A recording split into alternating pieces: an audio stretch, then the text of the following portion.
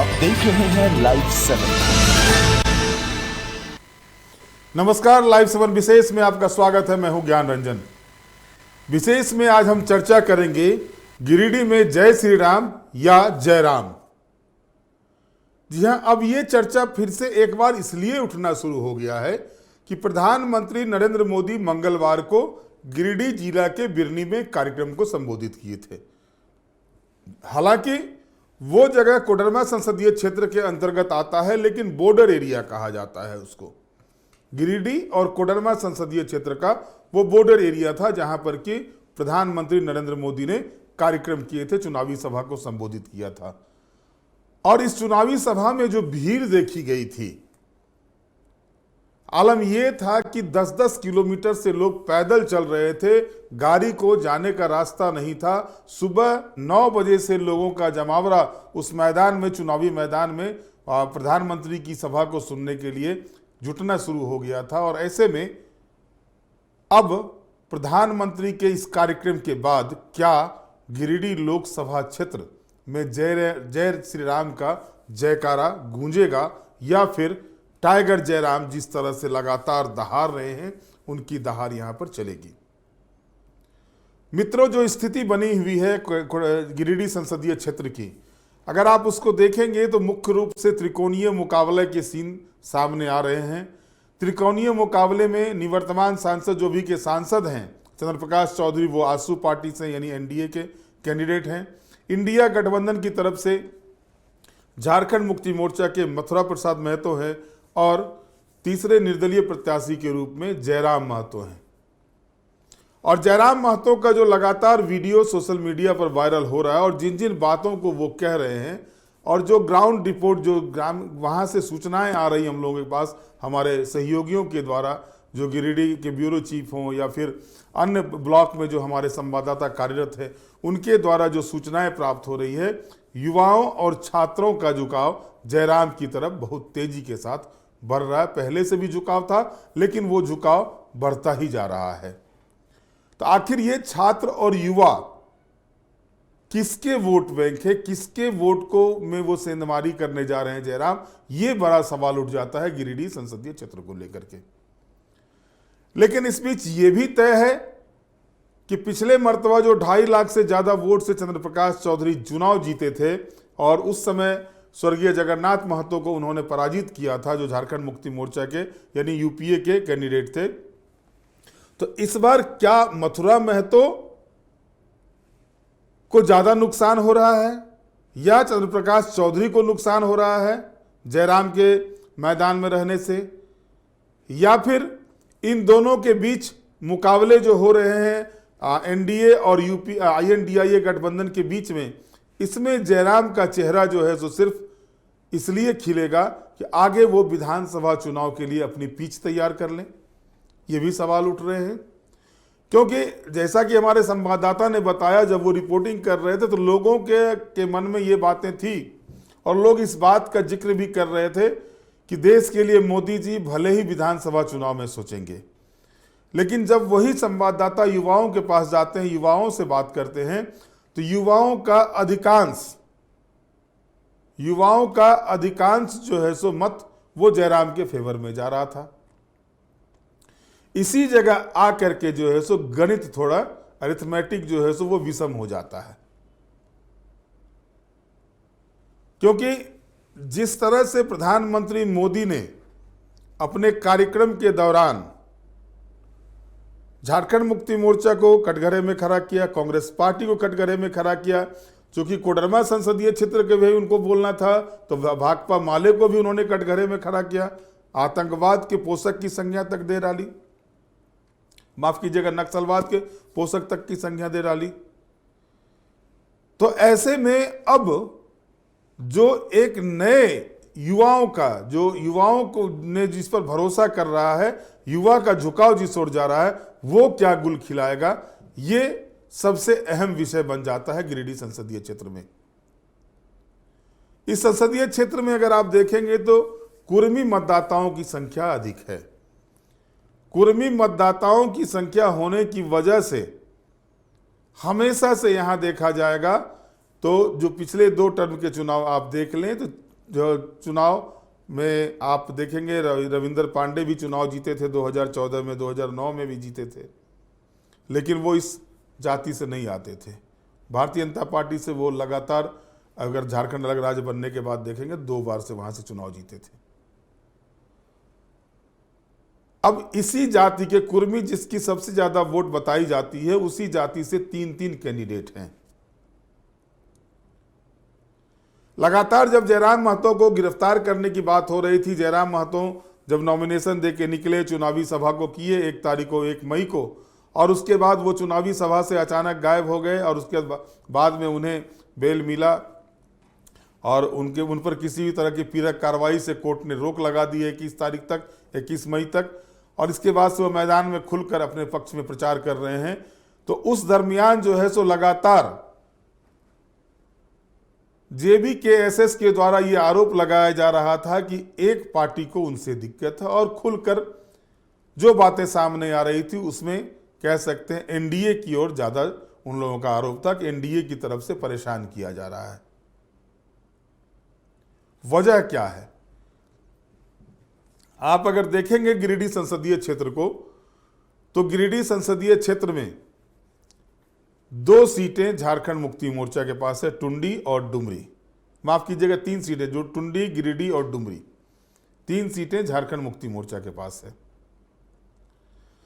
उसके बाद बाघमारा और बेरमो, ये 2 विधानसभा की सीट जो है वो कांग्रेस पार्टी के पास, माफ कीजिएगा, एक भाजपा के पास है और एक कांग्रेस पार्टी के पास है। बेरमो कांग्रेस के पास है और बाघमारा भाजपा के पास, ढुल्लू मोतो जो कैंडिडेट है धनबाद से।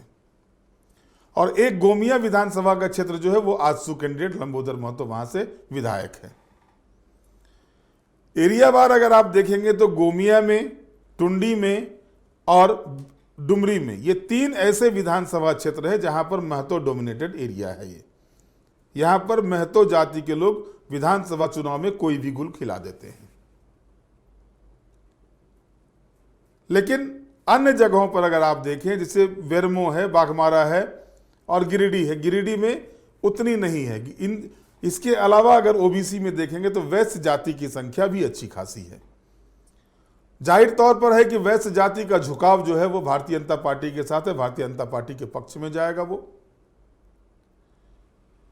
मुस्लिम वोटर की संख्या भी अच्छी खासी है। मुस्लिम वोट साफ तौर पर दिखेगा, मुस्लिम वोट जो है सो किसी भी हालत में भाजपा को वहां से, या भाजपा समर्थित उम्मीदवार को वहां से नहीं चाहेगा वो जीते। तो जाहिर है ये इसका फायदा मथुरा प्रसाद महतो को मिलेगा।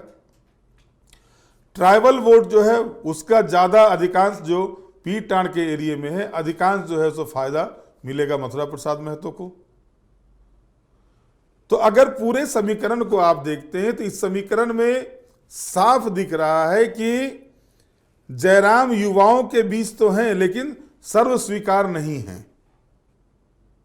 यानी सभी वर्ग के लोग, सभी एज ग्रुप के लोग उनको स्वीकार करें, ऐसा नहीं है। तो यहीं पर यह सवाल उठ जाता है, क्या युवाओं के भरोसे जीत पाएंगे जयराम? क्योंकि 18 साल से लेकर के अगर 35 साल के बीच के वोट परसेंटेज को देखेंगे आप, तो ये वोट परसेंटेज जो है सो पिछले कई मर्तबा से, 2 चुनाव से, खास करके 2014 और 2019 से इसका ट्रेंड ये देखा जा रहा था कि सारे के सारे वोट भाजपा के खेमे में जा रहे थे, भाजपा को मिल रहे थे। और यही वजह थी कि भाजपा कई ऐसी सीटें हैं, 4 सीटें तो पिछले चुनाव में आप देखेंगे, हजारीबाग, कोडरमा, पलामू और धनबाद, ये 4.5 लाख से ज्यादा के मार्जिन से भाजपा चुनाव जीती थी। वहीं अगर आप देखेंगे चतरा, गोड्डा, रांची और गिरिडीह, ये सीटें 2 लाख से ज्यादा मतों से भारतीय जनता पार्टी 2.5 लाख से ज्यादा मतों से जीती थी। तो इस मार्जिन को, जो 2 लाख 2.5 लाख का मार्जिन जो है गिरिडीह संसदीय क्षेत्र में, क्या ये इतने लंबे मार्जिन को जयराम जो है सो बीट कर पाएंगे? ऐसा भी नहीं है कि जयराम के मैदान में आने से मथुरा का सुपरा साफ हो जाएगा। मथुरा प्रसाद महतो भी वोट लाएंगे, जो 3-3.5 लाख वोट उनको पिछले मर्तबा मिले थे। जाहिर तौर पर यह कोर वोट है। झारखंड मुक्ति मोर्चा, क्योंकि इससे पहले टेकलाल महतो भी वहां से चुनाव लड़े थे, उनको भी अच्छी खासी वोट आई। 2004 में वो सांसद भी बने थे वहां से। हजारीबाग के रहने वाले टेकलाल महतो गिरिडीह से जाके सांसद बनते हैं, तो ये भी मायने रखता है। तो सारा का सारा केंद्र जो है सो, क्योंकि लगातार मैंने आज ही देखा एक वीडियो वायरल हो रहा था जयराम महतो का, जिसमें उन्होंने कहा कि सांसदों को जो है सो, सांसदों के पास इतनी जमीन है, कई जिला में वो जमीन लेकर रखे, कई शहरों में जमीन लेकर रखे, कई जगहों पर बिल्डिंग बना के रखे, वो अगर चुनाव जीतेंगे तो उनकी जो जमीन जिला के बाहर नजर आएगी तो वो राजनीति से संन्यास लेंगे, जीवन में कभी चुनाव नहीं लड़ेंगे। 3 लाख रुपया उन्होंने बताया, 2,91,000 के करीब में सांसदों का वेतन है, और बाद में उन्होंने कहा कि लगभग 3 लाख का। तो इसमें से आधी राशि जो है सो वो जनता के बीच बांट देंगे, आधी राशि वो वेतन का उठाएंगे, आधी राशि वो जनता के लिए समर्पित कर देंगे, और ऐसा नहीं किया तो वो फिर चुनाव नहीं लड़ेंगे। ये भी बातें उन्होंने कही है। उनका यह भी कहना था कि जो स्थानीय मुद्दे उठने चाहिए लोकसभा में, जो स्थानीय मुद्दे गूंजने चाहिए लोकसभा में, वो झारखंड के कोई भी सांसद नहीं उठाते हैं जाकर के। खास करके उनका इशारा जो जो बड़ी बड़ी कंपनियां हैं, चाहे वो BSL हो, BCCL हो, ये सारी जो कंपनियां हैं, CCL हो, वहां के विस्थापितों को लेकर के था। यानी जो जमीनी मुद्दे हैं उस मुद्दे की बात जयराम महतो कर रहे हैं। झारखंड के परिप्रेक्ष्य में देखें तो उनकी राजनीतिक पारी जो वो राजनीति में उफान पर जो वाय बीच में 2022 के बाद, उसके पीछे स्थानीय नीति था, भाषा विवाद था, भाषा को लेकर के वो आगे बढ़े थे, लड़ाई लड़े थे, 60-40 नए चलतों का नारा देके आगे बढ़े थे।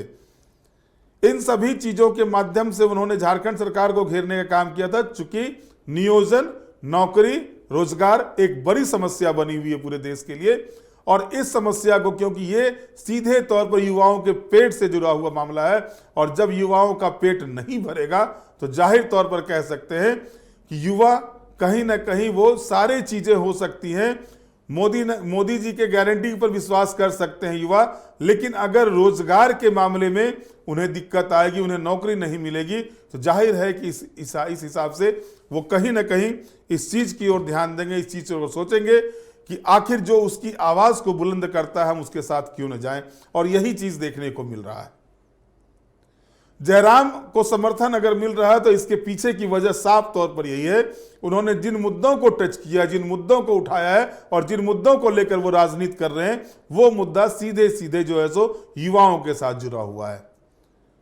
जो 18 साल से 35 साल के युवा हैं, वो सीधे तौर पर उनको लगता है कि एक नेता है, एक ऐसा लड़का आया है जो उनकी बातों को लेकर के युद्ध कर रहा है, लड़ाई कर रहा है, और अब वो लड़ाई वो दिल्ली के संसद तक ले जाने वाला है। तो ये बातें भी चल रही है युवाओं के बीच में। खास करके डुमरी में अच्छी पकड़ बताई जा रही है जयराम महतो की, जो डुमरी विधानसभा का क्षेत्र है, उस जगह के युवा तो मतलब एक तरह से कह सकते हैं डुमरी और गोमिया के युवाओं का पूरा सपोर्ट मिलता हुआ दिख रहा है जयराम महतो को। तो ये युवा क्या गुल खिलाएंगे, इस युवा के जो युवा वर्ग के वोटर्स हैं, ये युवा वर्ग के वोटर्स क्या कुछ करेंगे गिरिडीह में, क्योंकि छात्र आंदोलन की उपज आजसू पार्टी है। आजसू पार्टी छात्र आंदोलन से अपने आप को आगे की थी। सुदेश महतो उसी आंदोलन के से निकले हुए नेता हैं, और आज भी अगर पूरा पढ़िएगा, AJSU का full form all Jharkhand students union ही है। तो स्टूडेंट्स यूनियन से शुरुआत किए थे सुदेश महतो जिस पार्टी का, और जिस पार्टी को वो लगातार पार्लियामेंट में उनके नेता गए, विधानसभा में रहे, मंत्री रहे सुदेश महतो, चंद्रप्रकाश चौधरी मंत्री रहे, और भी उनके दल के नेता मंत्री रहे। तो जो स्टूडेंट्स यूनियन से उभार आया था, स्टूडेंट्स यूनियन से झारखंड की राजनीति में अपने आप को स्थापित किए सुदेश महतो या उनकी पार्टी आजसू, उन्हीं मुद्दे को लेकर के, उन्हीं चीजों को लेकर के जयराम महतो आगे बढ़ रहा है। और कहीं ना कहीं ये चीज लगता है कि आजसू पार्टी को उनके आगे बढ़ने से दिक्कतें आ रही है। दूसरा जो एक कास्ट फैक्टर का मामला आता है, तो महतो जाति के बारे में ये कहा, महतो जाति जो का समर्थन जो है सो आजसू पार्टी को मिलता रहा है, और आप देखेंगे कि आजसू पार्टी के कैंडिडेट उन्हीं क्षेत्रों से चुनाव जीतते हैं जहां पर महतो जाति की संख्या है, चाहे वो रामगढ़ हो, सिल्ली हो, या फिर गोमिया हो, चंदन क्यारी हो। चंदन क्यारी में हालांकि कम है, वहां से भी विधायक बने थे। तो ये जो बेल्ट है सिल्ली का, रामगढ़ का, जो एक तरह से जुड़ा हुआ महतो बेल्ट जो है, सिल्ली से रामगढ़, रामगढ़ से गोमिया, गोमिया से डुमरी, ये जो रास्ता चलता है, ये रास्ता, इस रास्ते में बहुलता है कुर्मी मतदाताओं की, और इसका समर्थन अगर आप देखेंगे तो निश्चित तौर पर आजसू पार्टी को मिलता रहा था, सुदेश महतो को मिलता रहा था। और झारखंड की राजनीति में ये भी कहा जाता रहा था कि कुर्मी जाति का नेता अगर है तो सुदेश महतो ही है, शैलेंद्र महतो के बाद, या उससे पहले जो भी निर्मल महतो हुए, या और भी जो बड़े नेता थे महतो जाति से। लेकिन बाद के दिनों में अगर आप देखेंगे 2000 के 90 दशक के बाद से अगर आप देखेंगे तो इस जाति के बीच में सुदेश महतो ने अपनी अच्छी पकड़ बनाई थी, और इसी पकड़ का नतीजा था कि सुदेश महतो लंबी पारी राजनीति में खेल रहे हैं। लगातार एक टर्म को छोड़ दें बीच में तो लगातार वो चुनाव जीतते आ रहे हैं, मंत्री रहे, बड़े उप मुख्यमंत्री रहे झारखंड के। और अब उनको लगता है कि जिस मुद्दे को लेकर, जिस राजनीति को लेकर के वो आगे बढ़ रहे थे, जिस 1932 खतियान की बात वो शुरू से कर रहे थे, हालांकि ये भी सच्चाई है कि जब जब स्थानीय नीति को लेकर के मंत्रिमंडलीय उपसमिति बनी, उसमें एक दो बार को छोड़ दिया जाए, सुदेश महतो उसमें प्रमुख भूमिका में रहते थे, लेकिन बावजूद इसके भी कोई फैसला नहीं हो पाया था 1932 पर। यह भी एक बड़ी सच्चाई है। और अब जब जयराम महतो उन मुद्दों को लेकर के आगे बढ़ रहे हैं, जयराम महतो जब युवाओं के बीच में बैठ करके बातें कर रहे हैं, तो अब धीरे धीरे जो है सो आजसू पार्टी को लगता है ये वही मुद्दा है जिन मुद्दों की राजनीति कर वो इतने दूर तक पहुंचे हैं, तो कहीं ये मुद्दा उनके लिए, उनको तो नुकसान नहीं पहुंचाएगा। और इस बीच प्रधानमंत्री मोदी का कार्यक्रम होता है, और मोदी के कार्यक्रम के बाद से जिस तरह से चेहरे खिले दिख रहे हैं एनडीए गठबंधन के, क्योंकि लगातार मैंने अभी तक जो मोदी जी के कार्यक्रम हुए, प्रधानमंत्री कार्यक्रम हुए झारखंड में, चाहे वो सिसई में हुआ हो, पलामू में हुआ हो, गिरिडीह में, वो बिरनी में हुआ हो, या फिर सिमरिया में हुआ हो, तो इन जगहों में से एक दो जगह को छोड़कर मैं सभी कार्यक्रमों में गया था। एक माहौल जो बिगड़ता हुआ दिखता था किसी भी संसदीय क्षेत्र में, प्रधानमंत्री के आने के बाद वो माहौल पूरी तरह से दूसरे रूप में बदल जाता हुआ दिख रहा है। और यही है कि सिमरिया में जहां अंदरूनी लड़ाई चल रही थी भारतीय जनता पार्टी के बीच में, अगर कैंडिडेट वहां से मजबूत रहता चतरा संसदीय सीट से तो मुश्किल हो सकती थी, लेकिन जब प्रधानमंत्री जब वहां पहुंच गए, सिमरिया पहुंच गए, उसके बाद वहां का माहौल अचानक से बदल गया। और यही स्थिति देखने को मिली जब बिरनी में प्रधानमंत्री कार्यक्रम हुआ, एक अलग माहौल तैयार हो जाता है उनके जाने के बाद, और उसके बाद लोग उनका ही नाम जाप करते हैं, ये भी देखा गया है।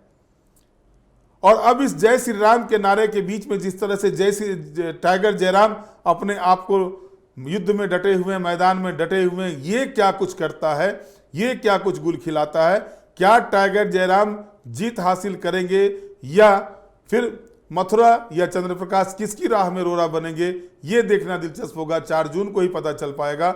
लेकिन इस बीच जो स्थिति बन रही है, उस स्थिति में युवाओं का समर्थन जयराम को मिलता हुआ दिख रहा है।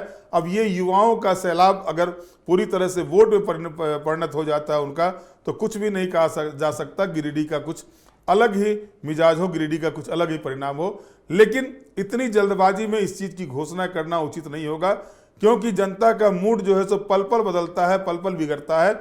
और इस स्थिति में अब देखना यह है कि जो 25 मई को गिरिडीह संसदीय क्षेत्र में मतदान होने हैं और आज 16 मई हो गए हैं, तो इन 9 दिनों में, 8 दिनों में क्या कुछ तीनों कैंडिडेट करते हैं, ये देखना दिलचस्प होगा। सबसे बड़ी बात है कि क्या जो झारखंड मुक्ति मोर्चा जिस पर राजनीति करती थी, महतो, मांझी और मुस्लिम, ये गोलबंद होकर के झारखंड मुक्ति मोर्चा के साथ जाते हैं, या फिर महतो वोट में जबरदस्त सेंधमारी होती है, क्योंकि मुस्लिम वोट में तो सेंधमारी का कोई सीन नजर नहीं आ रहा है।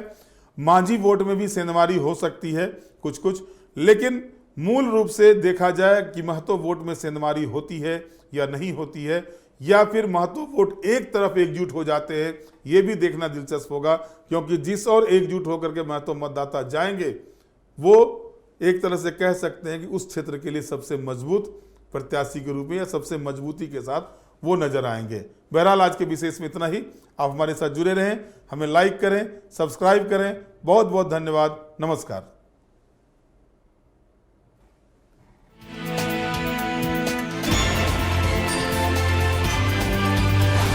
देख रहे हैं लाइव 7।